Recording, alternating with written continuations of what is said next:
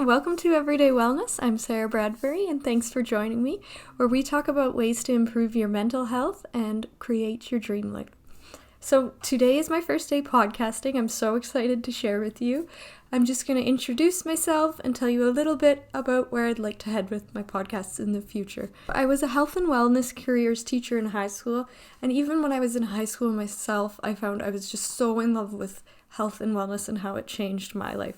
From a young age, I struggled with undiagnosed mental health, and I found mental health is something I see so many people around me struggling with, and I just want to be able to provide them with the tools that I learned from health and careers and that I'm relearning now as I've needed them over the past few years and are really making a difference in my life.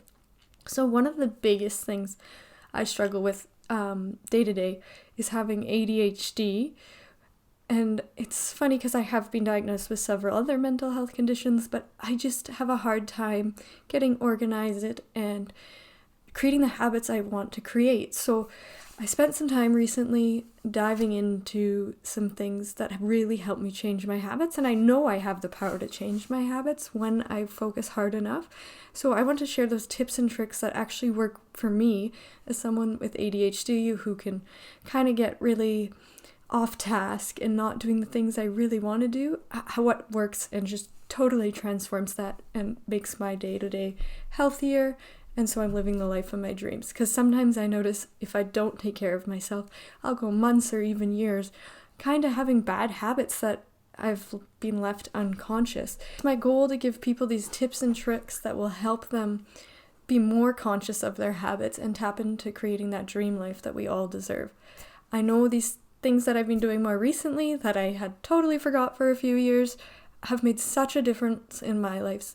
Like even the last 2 years, I know I moved to a place where it was really cold in the winter and it became hard for me to focus on getting outdoors. So I developed some really unhealthy habits like going to shopping centers every day just to get my walking in.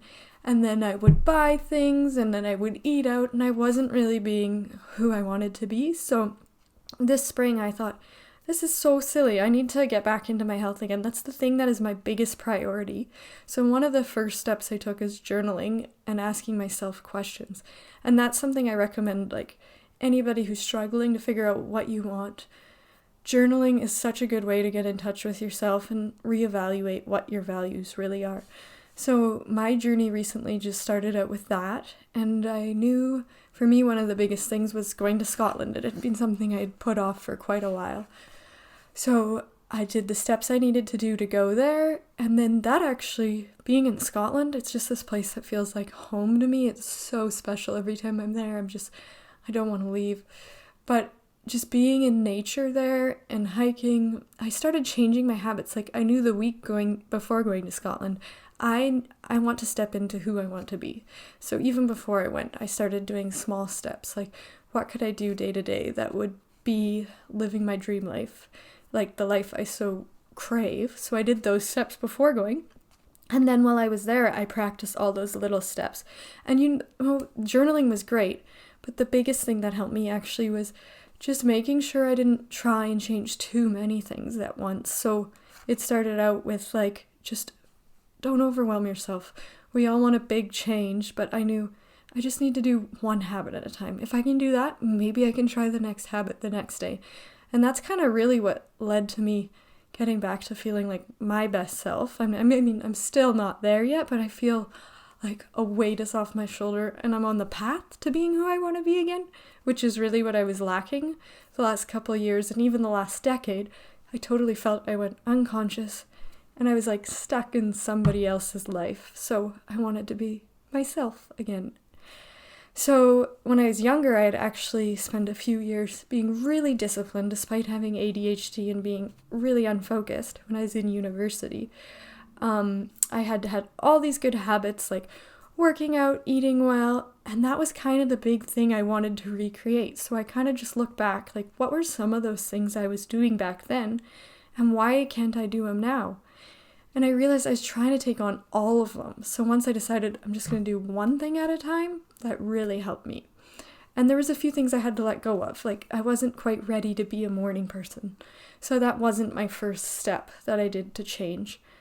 The first step I did was really just changing my negative talk too. I feel like I spent a lot of time doing that. The last few years I'd really built up the first time in my life, like feelings of shame and feeling like I couldn't do the things I wanted to do because of that shame. So it was really limiting, because a few years ago I actually wanted to podcast and have this wellness company, and then something traumatic happened and I just was like, oh my goodness, I don't know if I can do those things now. I was like so worried about not just guilt, how I felt about myself, but how others would view me. And I was like, oh, like, I'll be so embarrassed if I go face the world. So I had to spend some time trying to recreate my beliefs. So one of the biggest things that I had to include before going to Scotland and while I was there was spending more time meditating each day. Because the last 2 years, I kind of decided after I had a traumatic event, I wasn't going to focus on meditating so much, and I was going to do other things to be living in the present. Originally, the way I always meditated, I did like manifestation meditation, so I was like, that doesn't really allow me to be present, I'll just cut it out. But instead, I just started trying more gratitude type meditations, and then I became able to do the manifestation meditations again. And that helped me like rewire my thoughts. There's quite a few ways we can rewire thoughts. If you haven't heard of neuroplasticity, that's changing when the brain changes neural pathways to create new beliefs and patterns. So, if we have negative ones, there's like two things may associate together and we just have a negative belief. But if we rewire the brain, we might take one of those things and pair them with a new thing that's positive, and then we can develop better beliefs. So that was a huge goal of mine, and I felt between journaling, I wasn't doing much journaling though. Like, I know everybody gets like, oh, journaling is a lot of work, and I feel you. I have a little girl. She's not a toddler. She's 5 now, but we have pretty chaotic mornings between her and I, so for me it was just like a tiny bit of journaling, and that helped a lot. Just even asking myself one question, but I somehow can't find the time to journal that great, but I still find the time to meditate, which is funny because that actually might take longer, but doing those two things really helped me. And then once I was starting to recreate my beliefs, I felt a little more confident taking on the next step. I knew there was like a huge issue with my diet. I've had chronic migraines for about 18 years, and they're so debilitating, like 21 days a month. So that partly that affects me always making change too, because I feel so sick. I'm like, I can't make my own food. I'm just going to buy food out. But I knew, even though I didn't feel well, I just had to take the steps to start making my own food. I had a diet that was like eating out every single day. I would grocery shop, like just buy mostly chips, and I'd eat a $5 bag of chips, and I wouldn't really eat balanced meals. So this is something I'm still working on, but it's the biggest thing now. I'm like, oh my gosh, nutrition is so important to my functioning. So that was another thing that's helped me a lot recently. So guys, if you notice, I get out of breath. I have an esophagus condition, so that was another thing holding me back from podcasting. Sometimes I will slur my words. It seems really funny. It's called dysphagia, and sometimes it actually comes out in a whole different language. But that was actually a huge issue I had with nutrition over the last few years too, is once I developed dysphagia, it was like I couldn't eat certain textures sometimes, and my nutrition lacked for like a decade, to the point where it was like I was just eating potato chips because it was easy for me, and I'd try and get a bit of veggies so I could eat a half a cucumber or something in a day. And that's when I really noticed my mental health tank. My anxiety got so bad, and that's why I'm here sharing today, because after living through almost a decade of severe anxiety and not even being able to speak about it, I didn't get help until, probably 7, 8, 9 years of having it.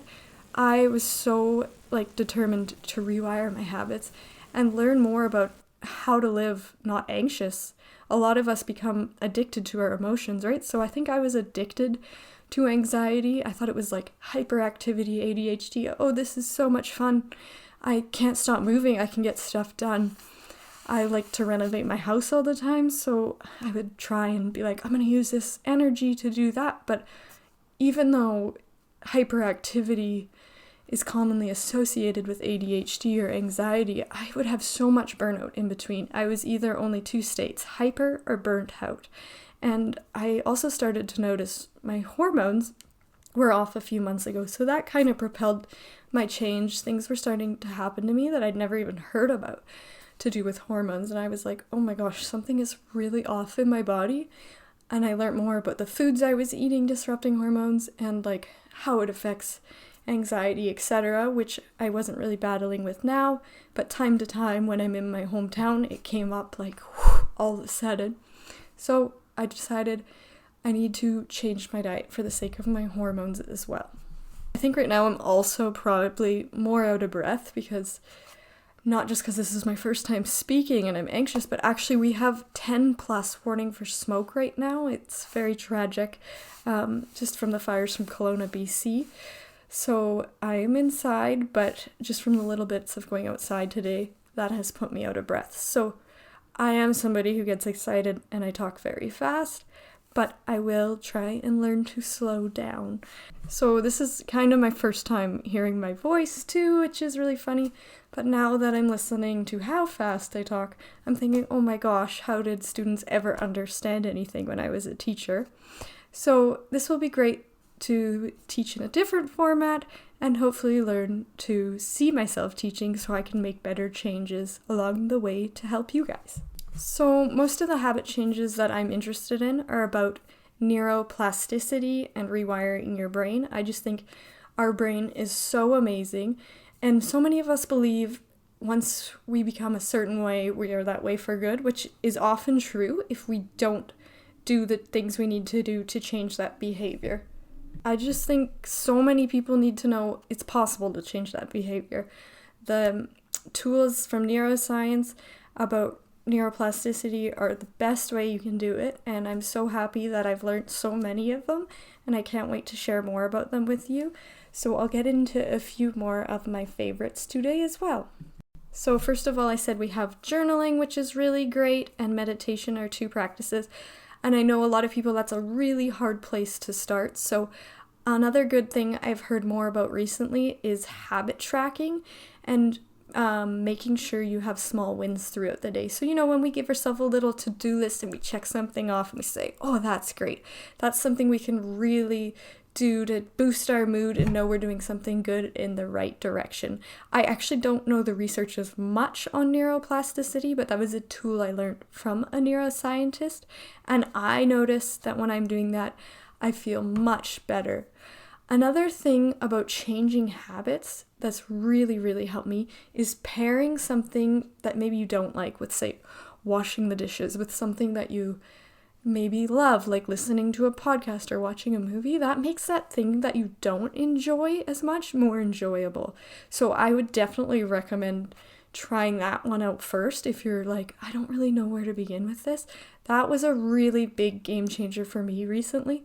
Just for me, it was like, even though I wanted to work in the kitchen, I couldn't get myself to be there. So I thought, maybe I should put on my favorite podcast and then I can spend 2 hours in the kitchen making meals today instead of saying, oh, I'm too tired, I'm too hyper, I can't stop.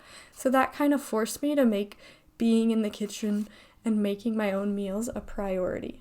Okay, another great one that I totally forgot to talk about, which is probably my ultimate favorite, is learning. The importance of learning each day. So for the last 10 years, I wasn't feeling like myself. I wasn't feeling as inspired or like able to be the person I wanted to be and is connected to my dreams. And I think learning just makes us so curious. And for people who deal with like anxiety or depression, I think it gives you more purpose and joy to live. You're like, I want to go on, I want to keep learning. I have so many things to learn about.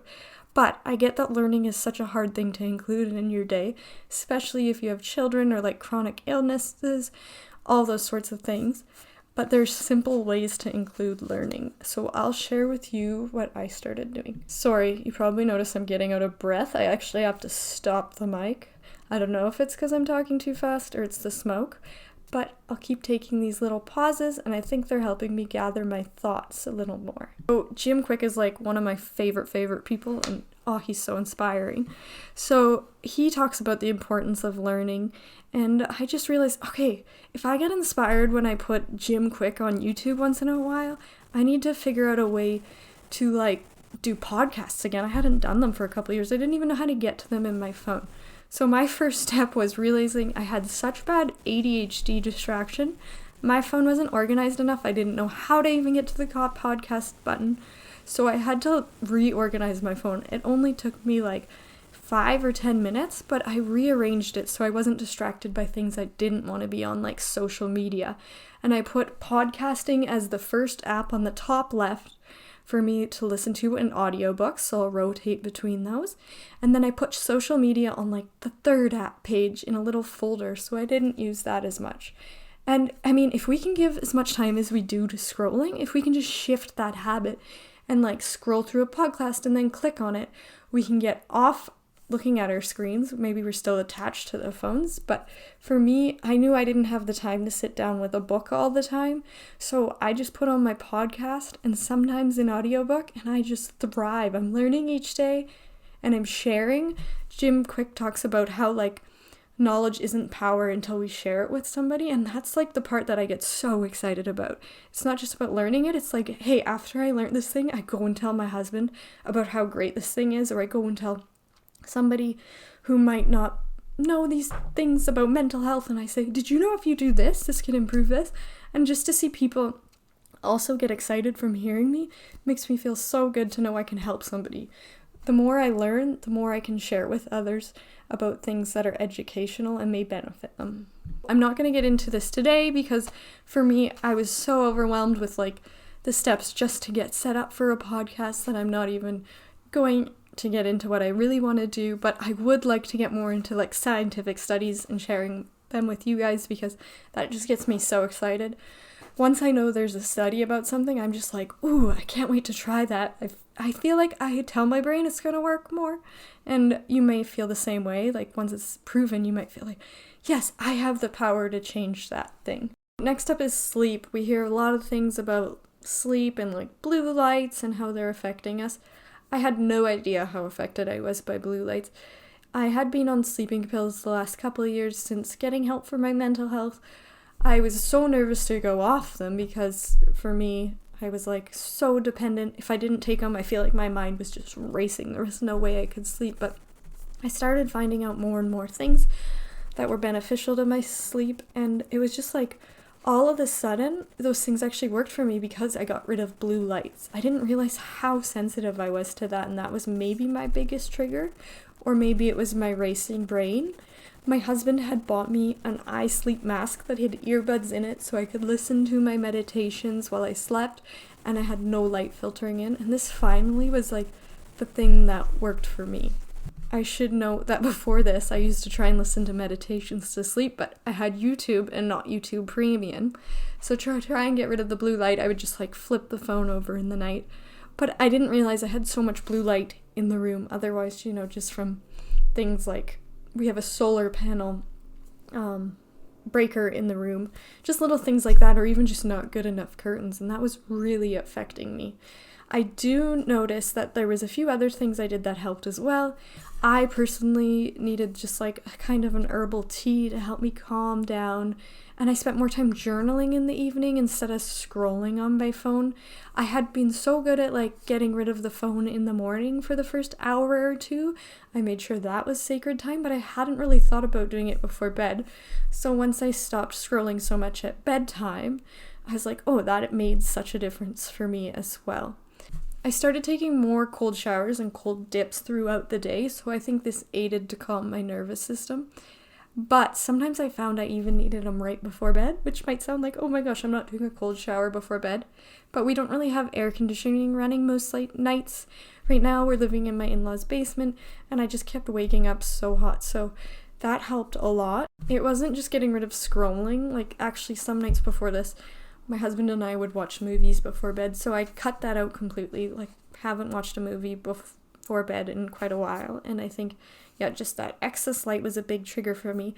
But there's totally a lot of amazing tricks you can do for sleep, like cool mats are supposed to be great, or I don't know how you say it, EDF, like the ones that are supposed to be grounding, those mats you can sleep on. A lot of people who have sleep issues use those as well. I haven't got to yet, but I can't wait to try that. That'll be next on my list.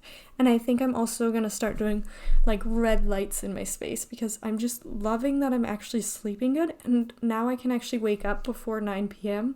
Where before it was like, oh my gosh, mornings are so hard. And my husband had to help with my daughter in the morning because there was just no way I could get out of bed. So it's been such a blessing to wake up and like my daughter and I wake up at the same time and we smile at each other and I get to say I love you. And yeah, having mornings with my daughter is something I just craved so much. And when I was journaling and I wrote my why of why I need to make sleep a priority so I can get up early, it was that now that my daughter's going into kindergarten, I want to be able to be there with her in the mornings. I've struggled so much the past 5 years. I would have to lay in bed beside her in the mornings and just lay there before I could do anything. So I'm so happy that I get to have mornings with her finally. Lastly, I just want to touch on fitness being so important. And I know so many people may have disabilities that prevent you from doing fitness. So if there's any way you can incorporate some sort of fitness, that's amazing. And maybe there's modifications you can do, or maybe it's just spending more time doing like mental fitness activities, like what's that game, Wordle, that people play, or just even little imaginative visualizations of maybe Tai Chi may be beneficial for you. But for me, I know I struggle because of my migraines. People think I'm so fit because they see me out jogging, but sometimes I honestly can't do anything for like 5 days. Most days I can walk through my pain, but I know I have a hard time like actually, I have a lot of like physical pain when I wake up every day, like so much pain. Just everywhere. And I recently learned maybe I'm just deficient in vitamin D, but yeah, doing fitness is huge. And I knew I didn't have like enough fitness goals, but I didn't want to do anything too hard. So I recently started doing, if you've heard of Sonne Vlot, if I'm saying that correct, she has a company called Soul Sync Body, and I'm so excited. I started her 2-week fitness journey and I signed up for her program. And just being able to like commit to this like 30 or 40 minute or 20 minute Pilates session each day has been a game changer for me. Because it's different than something like going on a run that like you're like, oh no, I really have to commit to 30 minutes outside or an hour. It's been a lot easier for me because even if I'm super exhausted, I can lay on the floor and do Pilates so far each day that I've needed to. Even on the days when the smoke was so bad I could hardly get out of bed, I napped all day, I was able to commit to doing my Pilates, which I was so excited about. And the biggest reason I joined her program, she has recipes and even a grocery list. And for me, as someone with ADHD, you see all those memes of people going to the grocery store for like one item and then they come back with 50 things, but they forgot that thing. It's a huge problem for me. It's gotten to the point where my husband's like, maybe only I should go grocery shopping because I never remember anything and I don't even know to plan a meal. So recently I'm focusing on that, and that's one of the things that's been life-changing for me is planning out my meals. But I'm so excited to try Sonne's meal planner. I've so far only been able to commit to the fitness and I just can't wait. Her recipes look amazing. But just having those like little goals. So when you join these kind of online communities, I know there's some other programs doing it, like My Peak Challenge as well. When they teach you how to make meals or grocery shop, that just helps you recreate that habit or learn it for the first time that maybe you never learned before. And this creates small wins for us, and it helps us better create habits that we can keep that sit in line with our values that we're hoping to create. So I'm so excited about this journey of getting back into a fitness program, because doing casual jogs or workouts wasn't getting me to have those small wins that I really wanted of having like a program where it's like, you do this day and you did good for doing this. I really needed to rewire my brain to commit to more than just 2 days a week. So Sonne's program is great because even on the rest days, you kind of do a few minutes of something. It's mostly like stretching like, but that makes me remember I have to commit to the program. Even though these programs I'm doing are on the floor, they may be seen as lower impact, but they're still very challenging. But if you love that high impact, high cardio, sweating kind of workout, I totally recommend My Peak Challenge. I loved them. I couldn't do them because of my C-section, but they also have meal plans as well, if that's something you need to totally just get you right on the right track. So the little bits I've listened to myself, I'm so out of breath. I think the smoke is really getting to me. So I'll just end everything here today and just give you a quick recap. Thank you so much for joining me, and I'm sorry if it's kind of all over the place. For me to take this step today, I just had to sit here and start, so I know it's far from perfect or maybe even audible, but I'm excited that I shared something with you as I've wanted to for such a long time. Some of the things I have done to help rewire my brain and change my habits when I'm in a place where I feel stuck and I want to shift to being that person I wanted to be. And please note, all of these are just like in the last few months, and I'm just so over the moon that I've shifted like from where I was to where I am in that few months that I just can't wait to share them with you. Some days I might fall off one thing for a few days at a time, and I'm still training my brain to make these things a habit. So I'm giving myself compassion, and I hope if you're doing any of this, you do too, because that is the key to being able to move forward, is always giving ourselves compassion. Journaling was the first thing I started with, and forgive me if these are out of order, because I'm just going off of my little list in my notebook here. But nutrition was also a really important change that I made for myself, and I think it just like raises your energy. You know, if you ever see those vibrational energy charts where like shame is at the very bottom and love and enlightenment are at the top, I think when we're eating a lot of foods that don't make us feel good, we have all this subconscious shame, because maybe not even about body image, it's just like you're so mad at yourself for not treating yourself well. So the more I spend time like washing my food, it's the first time I've ever washed my food, I just feel so good about nourishing my food and knowing I'm getting off the chemicals that I'm learning more about lately, like glyphosate. I just want those gone, and I want to raise my vibration. But food is making my brain actually function properly. When I feel like I was eating a diet of mostly, processed oils, I felt just constantly anxious or hyper or like not able to focus. And for me, right now at this time in my life, I know I want to become a better mom. And part of that is being able to focus and take care of myself and my daughter as well. I also talked about marrying two habits together, which is great. So think of something you may not like cleaning the bathroom. Can you play your podcast or put your essential oils on or do your face mask at the end of that to make that task more enjoyable? Also, learning is the best thing.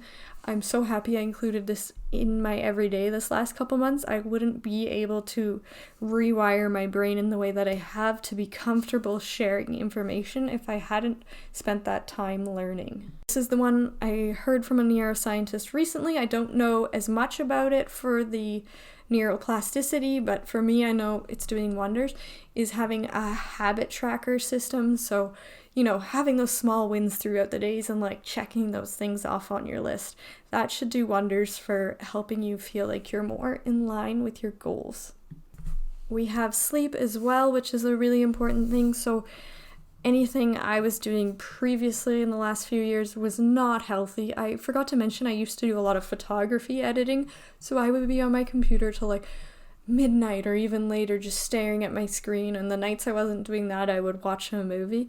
So just making sure I have that couple hours before bed where I'm not like staring at my screen. I still personally use my phone a little bit while I'm setting up my meditation and stuff, and I might accidentally check social media. I try and limit that, but I have it set to warm tone and I'm not staring at it constantly. That I've noticed it's enough to help me sleep finally. And lastly, my new habit change that I'm so excited I finally committed to. I actually wanted to do this a couple years ago, but after my C-section, I had a lot of pain in my stomach, which is still there, but finally I can do sit-ups. Like before, running and sit-ups and all that just caused me tremendous pain. So it's not as bad lately somehow. It's still pretty bad, but I can actually have a goal and do fitness that is working for me and just commit to it. And I'm excited to be in a program, Soul Sync Body by Sonia Vlad. If you haven't checked that out, this one's amazing because she has all these healthy recipes that seem very balanced as well. So thank you so much for joining me. I know it's probably all over the place. I had some other notes I was going to take you on. I never got to today, but I just kind of wanted to introduce myself and tell you about the things I'm most interested in. I had a little quote that was on the front of my notebook. I actually started making notebooks I was going to sell is how I got on this journey because I do illustration, but I'm so strange with notebooks and I can't really use those ones because I need mine to fold like perfectly open. It hurts my wrists if they don't open, so I've been using these dollar store ones right now, and I'm hoping to make some really cool journals in the future. But this quote on the front I really wanted to share with you as well. It says, "Don't be pushed by your problems, be led by your dreams," by Ralph Waldo Emerson. So it's so hard to commit to this. We all have problems, and unfortunately our brains can actually get addicted to problems. It can be our number one addiction. But that's why neuroplasticity is so great, and being able to rewire your brain is so amazing because we all have the power to do it. We just sometimes forget that there's tools to help us do that. So happy I got to share this with you guys. And yeah, just a little bit more about that quote. Like, we all have problems, and definitely some of us much worse than others. But they can affect us so negatively that sometimes we don't know how to create change or move forward. So I hope over the course of this time that I'll be sharing podcasts to help you find a way to not be stuck in that negative brain and create that change. And even if you're in that place of creating change, just give yourself that compassion, because you need to know that everybody can fall back a bit sometimes too. And even if people aren't falling back, they can just find themselves stuck. And even the other day, I had made a commitment to myself to start my podcast on the day of my 33rd birthday, because I'm not usually a birthday person, but I thought it was such a magical number, 33. But I actually had some family stuff come up that was very stressful for me, and all I could do was lay in bed that day. So I totally went backwards from being where I wanted to be with my habits. And it's so funny how when I'm in that space, I feel like I can't even change my mind. But because I have these tools, I knew I needed to meditate first to try and rewire my thoughts and not get stuck in a negative thought loop. I hope these tools can be there to help you move forward, but always know if you do move back a little bit or a lot, we all have the power to move forward again. And I should remind you that even a few years ago when I started this journey, I fell back worse than I had ever imagined. And it took me a few years to even get to where I am today because I took some time off on my health and wellness journey. But I'm just amazed that seeing how dark of a place I was in, that I'm able to be here today and share these things with you. So thank you very much again for joining me, and I can't wait to share more things about health and wellness with you guys.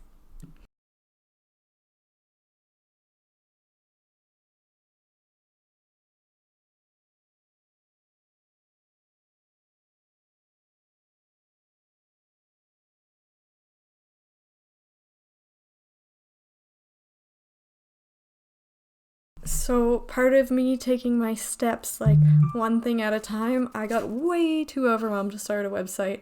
I had spent the whole summer a few years back trying to create one, and I honestly, even though I'm artistic, they're just too slow for me. So my husband came up with this great idea. He saw me getting overwhelmed today. I heard you need to like host your podcast somewhere. So he's like, why don't you just put it on YouTube? And if you don't even want to make a video, just like put a photo on YouTube of it. So that's my goal. I should be posting this to my YouTube page at Everyday Wellness on YouTube is my tagline. If you can't find me there, I am Everyday Wellness on Instagram. And yeah, I don't have any podcasts up there yet, so this will be my first one. And thank you again. I'm wishing you all such a great journey on learning about how to better take care of your brains, and I hope this information really helps you, even if it's just one thing, or even if you don't get to any of these things and just these words inspired you to get to some of them sometimes.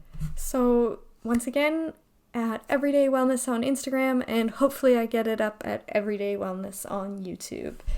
Thank you so much. Signing off for real now.